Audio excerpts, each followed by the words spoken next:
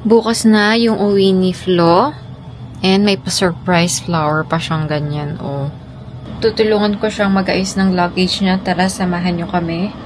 And pasensya na kung malungkot yung boses. Kasi nakakalungkot naman talaga, no. Maghahatid na naman tayo sa airport. Mahilig talaga si Flo magbigay sa akin ng mga random flowers. Ayan, oh, natuyot. Ito pa yung recent na natuyot. Ito rin. Kasi iba tinapon ko na. Kasi tinapon ko na talaga. Kasi mapupuno tong kwarto kung ikikip ko lahat yun, no. Magmumukha na tayong flower shop dito. Kailangan namin mapagkasya lahat ng gamit niya.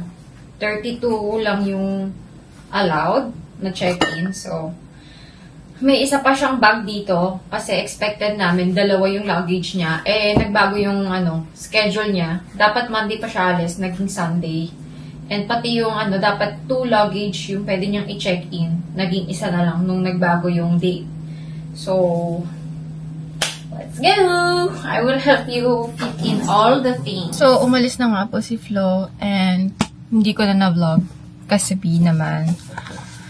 Grabe yung iyak ko nun. The whole day, nag-aayos kami ng yung fina-finalize na namin yung luggage niya. As in, wala akong ginawa kundi umiyak. Tapos, kahapon din, as in magang-maga yung mata ko na hindi ko magawang mag-vlog din. Kaya, ayan, ngayon, ready na ako, naka-recover na ako, nakakapag-video call kami ng hindi na ako umiiyak. And, ayan, i-share ko sa inyo kung bakit hindi rin ako sumama. First of all, kailangan ng visa. Diba?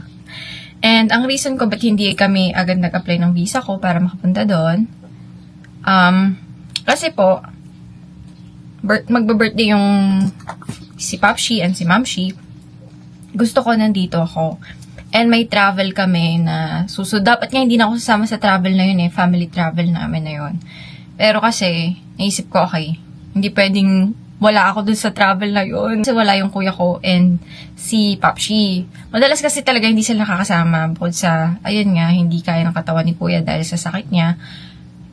Si Popshi naman is may phobia na hindi ko alam bakit siya nagkaroon ng phobia sa airplane. Popshi, manonood ka ng video ko na to. Ewan ko ba dyan kay Popshi talaga. Kahit anong pilit namin, ayaw na ayaw niya sumakay ng barko tsaka ng eroplano. Almost complete kami.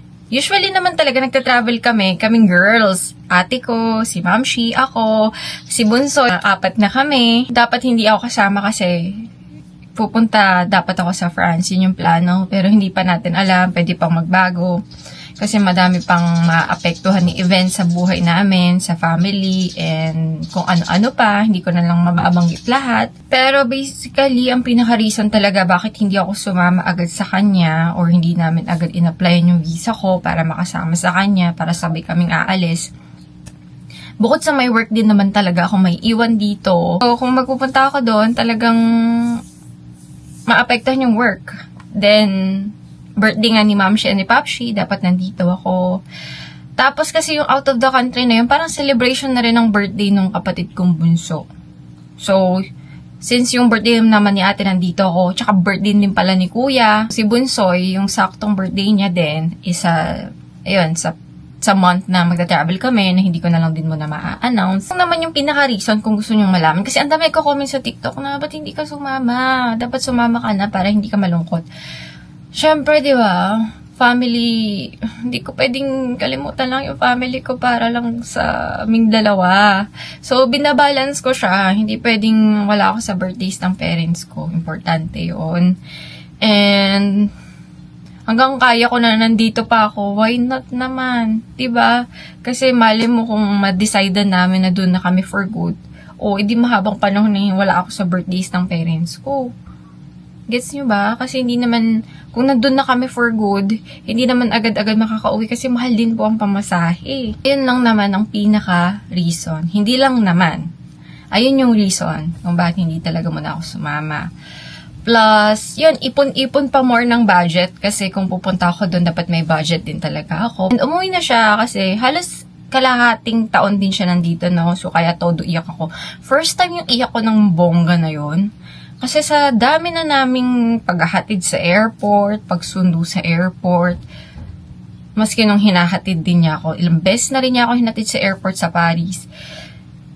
Hindi ako umiyak ng ganun kalala. B, nagulat din ako. Nung iyak ko talaga parang walang tigil. Walang tigil. Maski yung sa sobrang pag-iyak ko na yon, hindi ko na siya nagawang ihatid sa airport. Kaya hindi ko na rin talaga na-vlog.